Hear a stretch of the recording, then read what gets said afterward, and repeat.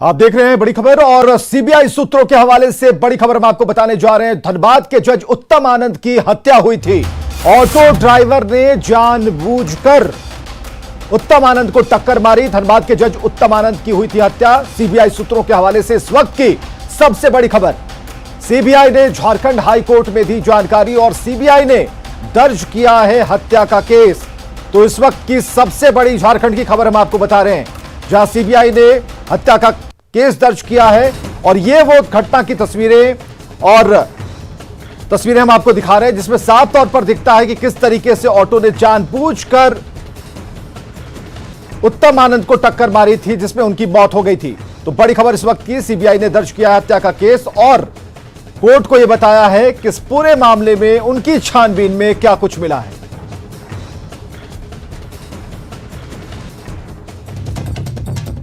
तो बड़ी खबर इस वक्त की सबसे बड़ी खबर, धनबाद के जज उत्तम आनंद की हुई थी हत्या और तस्वीरों को भी हम दिखा पा रहे हैं। ऑटो ड्राइवर ने जानबूझकर मारी थी टक्कर और सीबीआई ने अपनी जांच रिपोर्ट में इस बात का जिक्र किया है कि यह मामला हत्या का बनता है। सीबीआई ने जो अपनी रिपोर्ट है, स्टेटस रिपोर्ट, उसे सौंपा और जिसमें यह बातें लिखी हैं कि यह जो है सिर्फ एक घटना नहीं, दुर्घटना नहीं हो सकती, बल्कि एक हत्या है। धनबाद के वरीय न्यायिक पदाधिकारी उत्तम आनंद के संदेहात्मक मौत के मामले पर आज झारखंड उच्च न्यायालय में माननीय मुख्य न्यायमूर्ति डॉक्टर रवि रंजन एवं न्यायमूर्ति सुजीत नारायण प्रसाद की खंडपीठ में सुनवाई हुई। माननीय खंडपीठ के समक्ष एडिशनल डायरेक्टर सीबीआई के द्वारा जांच प्रगति की रिपोर्ट सौंपी गई, जिस पर असंतोष जाहिर करते हुए माननीय खंडपीठ ने एडिशनल डायरेक्टर से कहा कि यदि न्यायिक पदाधिकारी के मौत का मामला अभी तक नहीं सुलझ पाया है तो ये बड़ा ही अफसोसजनक है। इससे हमारे न्यायिक पदाधिकारियों का मोरल जो है वो डाउन हुआ है। इसमें जल्द से जल्द इसके मामले के तह तक पहुंचकर इसकी उद्भेदना करनी चाहिए। और शंकर आनंद है, सीधे जुड़ते हैं। शंकर, सीबीआई ने जो रिपोर्ट सौंपी, स्टेटस रिपोर्ट, उसमें इसे हत्या माना है और साफ तौर पर जिस दिन ये तस्वीरें आई थी कोई भी बता सकता है कि ये हत्या ही है, क्योंकि इस तरीके से गाड़ी डिरेल नहीं होती है, सड़क पर बाईं तरफ जाके किसी को कुचलकर फिर अपने रास्ते नहीं आती है। अब सीबीआई ने जो बातें कही हैं उस पर आगे क्या होना है?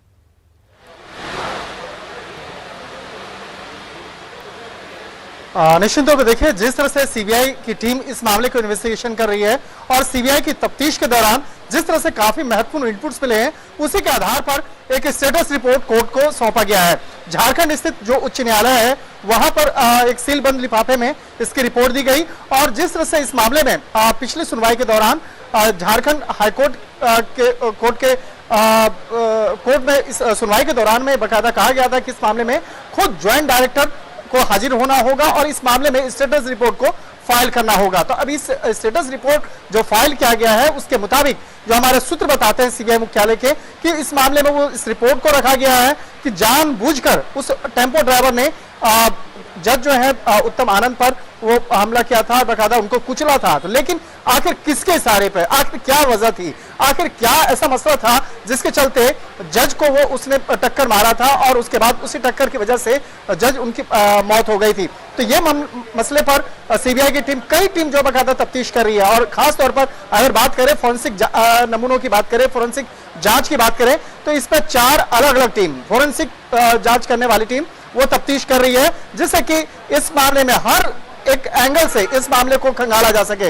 इस मामले में हर एक एंगल से साक्ष्यों को इकट्ठा किया जाए, जिससे कि कोर्ट के सामने उन तमाम साक्ष्यों को रखा जाए। तो सीबीआई मुख्यालय के जो हमारे सूत्र हैं उन्होंने स्पष्ट तौर पे इस मामले पे हमें एक हिंट दिया है, इशारा किया है इस मामले पर कि जो स्टेटस रिपोर्ट जो दाखिल किया गया है, अभी तक जो इस मामले में इन्वेस्टिगेशन के दौरान जो चीजें जानकारियां निकल के आई हैं, उसमें उस ऑटो ड्राइवर ने इस बात को स्वीकार किया है कि उसने जानबूझकर टक्कर मारी थी। लेकिन इसकी वजह क्या है, इसको खंगाला जा रहा है। हालांकि जो भी बयान जो है उसका दर्ज हो चुका है, लेकिन उस बयान के आधार पर तमाम साक्ष्य और उसको सबूत को इकट्ठा करना है, जिससे कि आगे कोर्ट के सामने उन तमाम साक्ष्य और फोरेंसिक नमूनों के आधार पर उसे आरोपी सिद्ध किया जा सके। और क्योंकि इस मामले की गंभीरता को देखते हुए खुद कोर्ट काफी गंभीर है, इसके साथ ही जांच एजेंसी भी इस मामले को लेकर काफी गंभीर है और सीबीआई के जो निदेशक हैं इस मामले पर सख्त तौर पे अपने अधिकारियों को निर्देश दिए हैं कि इस मामले पर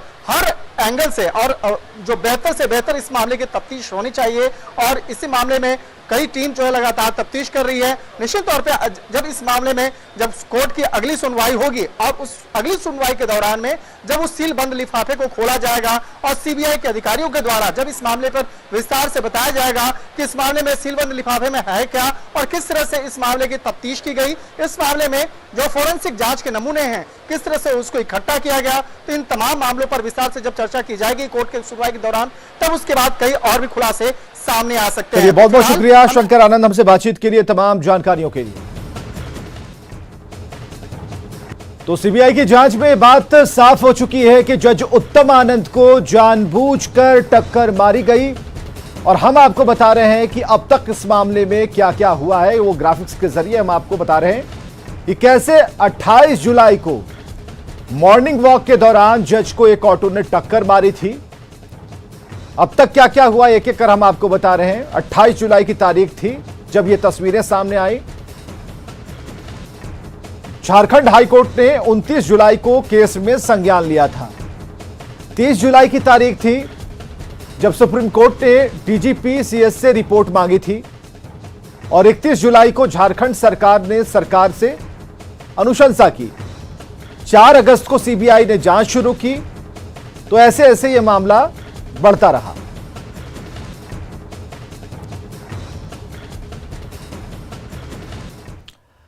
रांची के ओरमांझी में बीजेपी अनुसूचित जनजाति मोर्चा के जिलाध्यक्ष जीतन राम मुंडा की हत्या के बाद लोगों का गुस्सा दिखा। लचर कानून व्यवस्था के खिलाफ शव के साथ लोगों ने सड़क जाम कर दिया। हत्यारे की गिरफ्तारी की मांग पर अड़ गए।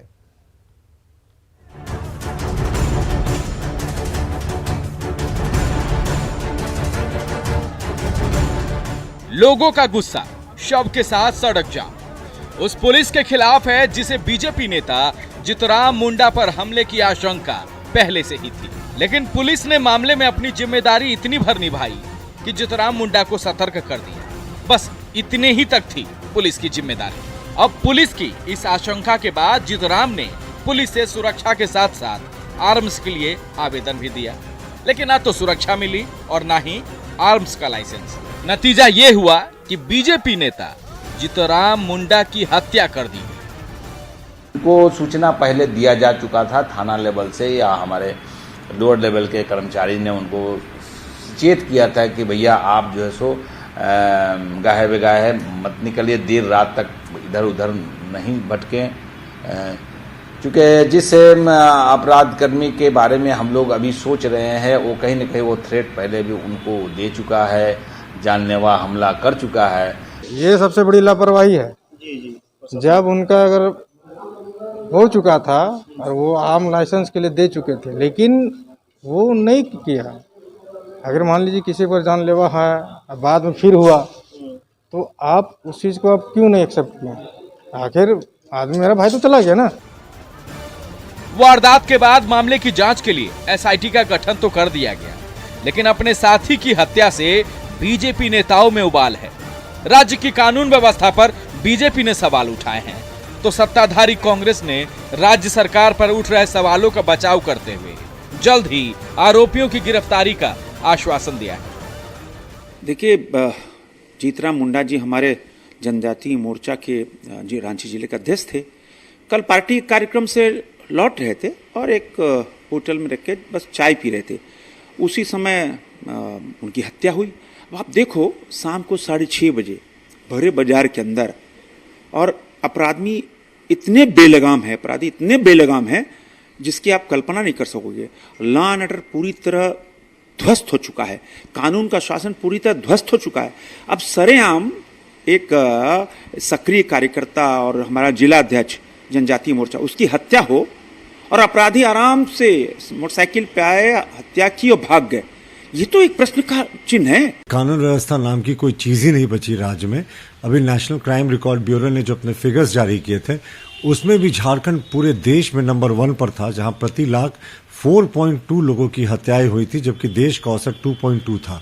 और भाजपा के नेताओं को जिस तरीके से इस सरकार के कार्यकाल में टारगेट किया जा रहा है, ये बेहद ही दुर्भाग्यपूर्ण है। आप देखिए, लातेहार में जयवर्धन सिंह जी की हत्या कर दी गई, धनबाद में सतीश सिंह जी की हत्या कर दी गई। ऐसे दर्जनों उदाहरण हैं जब इस सरकार के 20 महीने के कार्यकाल में भाजपा नेताओं को टारगेट किया गया हो और पुलिस सारे मामलों में क्लूलेस रहती है, कोई मामले का उद्भेदन नहीं किया जा सकता है। तो हम मानते हैं कि जो लॉ एंड ऑर्डर की मशीनरी है, जो पुलिसिंग है, वो पूरे तरीके से कोलैप्स कर गई है और अब ईश्वर ही इस राज्य की रक्षा करे। वारदात के बाद सियासत जोरों पर है, लेकिन जरा सोचिए, जिस पुलिस के पास हमले की आशंका पहले से ही थी, उसे वारदात के बाद भी एक भी आरोपियों का इनपुट नहीं मिल रहा। मामले में अब तक किसी की गिरफ्तारी नहीं हुई, पुलिस के हाथ खाली हैं। राज्य की लचर कानून व्यवस्था पर सवाल उठाने के लिए क्या ये तमाम मुद्दे कम हैं? ओम प्रकाश, न्यूज़ 18, रांची। और लातेहार डीसी अबू इमरान के सांप्रदायिक बोल पर सियासत गर्म है, लेकिन सरकार ने चुप्पी साध रखी है। सवाल यह है कि आखिर मुसलमान करने वाले डीसी पर कार्रवाई कब होगी? लातेहार डीसी के सांप्रदायिक बोल पर सरकार चुप क्यों? न्यूज़ 18 के सवाल से क्यों भाग रहे मुख्य सचिव? सुखदेव सर, लातेहार डीसी ने कुछ कहा है, सांप्रदायिक बोल आप मानते हैं, कुछ कार्रवाई होगी सर? आप भी उम्मीद कर रहे हैं सर? एक बार लातेहार के उपायुक्त अबू इमरान पर कार्रवाई कब?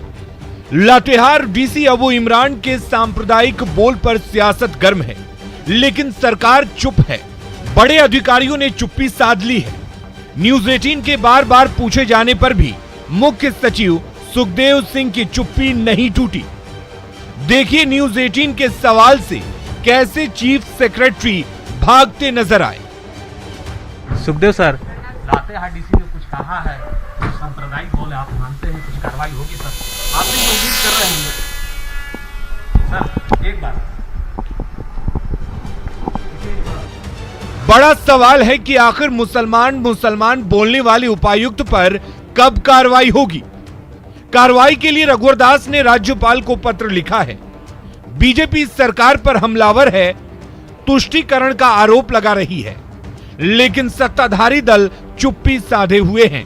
ये साफ है कि शायद इस सरकार में इसी तरह की बातें करने वाले को, तुष्टीकरण की राजनीति करने वाले वो अफसर ही क्यों ना हो, उनको पुरस्कृत किया जाता है। तो हमने तो कल से ही डिमांड किया है कि इनके ऊपर कड़ी कार्रवाई हो, लेकिन जैसा इस सरकार का तुष्टीकरण का रिकॉर्ड है, ये कोई बड़ा बात ना हो कि इन्हें लातेहार से तबादला कर किसी और अच्छे बड़े जिले में पोस्टिंग कर दी जाए। बंधु तिर्की जी माननीय विधायक हैं और पार्टी के कार्यकारी अध्यक्ष भी हैं। उन्होंने खुद से अपने दृष्टिकोण इस मुद्दे पर रख दिया है। उन्होंने कहा है कि जो जनता से जुड़े सवाल हैं, जो मुद्दे हैं, उसको गंभीरता से लिया जाना चाहिए और कुछ बातों को जो है तूल नहीं देना चाहिए, ऐसा उन्होंने कहा है।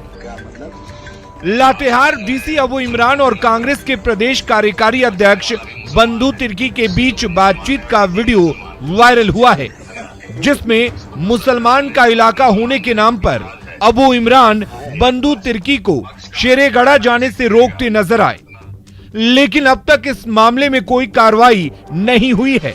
सवाल ये कि क्या डीसी हादसे में भी हिंदू मुसलमान का रंग देखते हैं? प्रशासनिक पद पर बैठे डीसी की क्या यही जिम्मेदारी है? न्यूज़ 18 के लिए रांची से अविनाश और ओम प्रकाश की रिपोर्ट। मरांगोम के जयपाल सिंह मुंडा परदेशीय छात्रवृत्ति योजना के तहत झारखंड के 6 आदिवासी छात्रों को विदेश में शिक्षा ग्रहण करने का मौका मिला है। सरकार इनकी पढ़ाई का खर्च उठाएगी। चयनित छात्रों के सम्मान में झारखंड मंत्रालय में कार्यक्रम का आयोजन किया गया। झारखंड के आदिवासी छात्र अब विदेशों में पढ़ाई कर सकेंगे।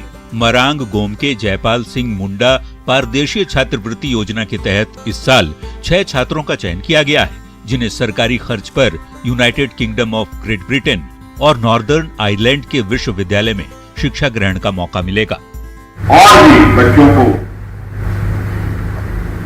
सहयोग देने का हमारी सोच है। 10 नहीं, 20 भी जाए, 25 भी जाए, जब रास्ता बन गया है तो हमें लगता है इसमें हम अधिक से अधिक बच्चों को लाभान्वित कर पाए। जो छात्र इस बार विदेश में पढ़ाई के लिए जाएंगे, उनके नाम हरक्यूलियस सिंह मुंडा, अंजना प्रतिमा डुंगडुंग, प्रिया मुर्मू, दिनेश भगत, आकांक्षा मेरी बलमुचू और अजितेश मुर्मू हैं। इनके सम्मान में झारखंड मंत्रालय में कार्यक्रम का आयोजन किया गया, जिसमें सीएम हेमंत सोरेन ने कहा कि आने वाले दिनों में और ज्यादा छात्रों को विदेश भेजा जाएगा। फिलहाल आदिवासी छात्रों को मौका दिया जा रहा है, लेकिन आगे सरकार इसमें दूसरे वर्ग के छात्रों को भी शामिल करेगी। साथ ही उन्होंने पढ़ाई के लिए विदेश जाने वाले छात्रों से झारखंड का मान सम्मान बढ़ाने की उम्मीद जताई, तो वहीं अपना सपना साकार होने पर छात्रों में भी खुशी नजर आई। मतलब कि जो ट्राइबल स्टूडेंट्स हैं, अगर वो बाहर पढ़ना चाहते हैं तो उनके लिए बहुत बड़ा हेल्प हो जाता है। सो आई वाज वेरी हैप्पी। उम्मीद थी, अच्छा लग रहा है कि उम्मीद पूरी हुई, सपना साकार होने जा रहा है।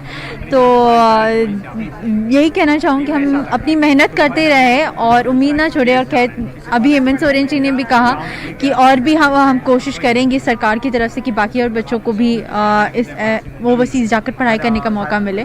तो हम देखेंगे कि हम किस तरह से आगे बढ़ रहे हैं। झारखंड जो उन्होंने जयपाल और दूसरा जयपाल सिंह मुंडा, तो इस 2 नाम को अगर हम विश्व स्तर पे उनका प्रतिनिधि बन रहे हैं, उत्तराधिकारी बन रहे हैं, तो एक बहुत बड़ा जिम्मेदारी भी है। और मैं उम्मीद करता हूं कि इसी उम्मीद मतलब जिस विश्वास के साथ हमें झारखंड सरकार ने चयनित किया है, उसे हम वापस आके इसको समाज के विकास और क्योंकि मेरा विषय भाषा है, तो मैं भाषा के माध्यम से अपने समाज का विकास कर सकूँ। का एक बहुत बड़ा दायित्व होगा कि भाषा को कैसे बचाना है और अपनी पहचान को विदेश में जाकर स्थापित करना है, वही पहचान जो झारखंड से जुड़ा हुआ है। कैमरा पर्सन संजीव के साथ अविनाश कुमार, न्यूज़ 18 रांची। और रूपा तिर्की मामले में सीबीआई की टीम ने साहिबगंज में मनीषा कुमारी से पूछताछ की है। मनीषा कुमारी रूपा तिर्की की रूम पार्टनर थी। सीबीआई की टीम ने मनीषा से करीब 6 घंटे तक सवाल जवाब किया। इस दौरान सीबीआई की टीम ने मनीषा से कई सवाल किए, जैसे घटना के दिन आप कहां थी, रूपा से आपके कैसे संबंध थे, वो फोन पर किससे बातें करती थी, रूपा तिर्की किन केसों में आयु थी। दरअसल रूपा तिर्की की मां पद्मावती उरांव ने एसपी को आवेदन दिया था, जिसमें मनीषा कुमारी ज्योत्सना महतो पर आरोप लगाए गए थे कि ये दोनों सीएम के विधायक प्रतिनिधि पंकज मिश्रा के घर रूपा को लेकर गई थी, जहां काफी डांट फटकार रूपा को लगाई गई थी। रूपा की हत्या में इन्हीं दोनों की साजिश है। हालांकि पुलिस ने जांच में इन दोनों को बेगुनाह करार दिया था। कल सीबीआई की टीम ज्योत्सना महतो के पास जाएगी और पूछताछ कर सकती है।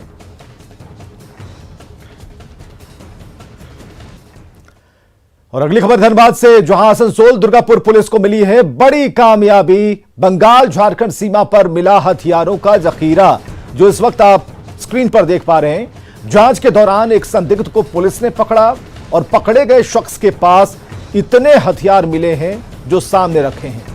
धनबाद से सटे पश्चिम बंगाल के आसनसोल दुर्गापुर पुलिस के बराकर फाड़ी की सक्रियता से हथियारों का यह जखीरा बरामद किया गया। बंगाल झारखंड सीमा पर जांच के दौरान पुलिस ने एक संदिग्ध को पकड़ा है। उसके पास से भी भारी मात्रा में हथियार बरामद किए गए हैं और पुलिस फिलहाल पकड़े गए व्यक्ति को लेकर छापेमारी कर रही है। भगवान की मूर्ति पर चढ़कर फोटो खिंचवाना और उसे सोशल साइट पर डालने के आरोप में 3 युवकों को गिरफ्तार किया गया है। आरोप है कि तीनों युवकों ने साहिबगंज के विंध्यवासिनी मंदिर स्थित भगवान की मूर्ति पर चढ़कर फोटो खिंचवाया और उसे धर्म संबंधी आपत्तिजनक बातें लिखकर सोशल साइट्स पर डाला। फिलहाल मंदिर के आसपास रैफ जवानों की तैनाती कर दी गई है। प्रदेश कांग्रेस के कार्यकारी अध्यक्ष जलेश्वर महतो और बाघमारा विधायक ढुल्लू महतो के बीच जुबानी हमला जारी है। बोकारो पहुंचे कांग्रेस के कार्यकारी अध्यक्ष जलेश्वर महतो ने ढुल्लू महतो को कानूनी नोटिस भेजने की धमकी दी है। जलेश्वर महतो ने कहा है कि जब से ढुल्लू महतो की काली कमाई उन्होंने बंद करवा दी है, वो अनाप शनाप बोल रहे हैं। लिफ्टिंग जिसको मिल गया वो लिफ्टिंग कर रहा है। डीओ ओपन टू ऑल करा दिए हैं। अब उनका जो कमाई घट रहा है तो उनको पागलपन का दौर चला है और वो जितनी बात कहें उनको प्रमाणित करना पड़ेगा। मैं प्रीडेर नोटिस उसको दे रहा हूं। और मोदी के जीवन पर विशेष कार्यक्रम 8 बजे देखना बिल्कुल मत भूलिए। खबरें लगातार जारी हैं।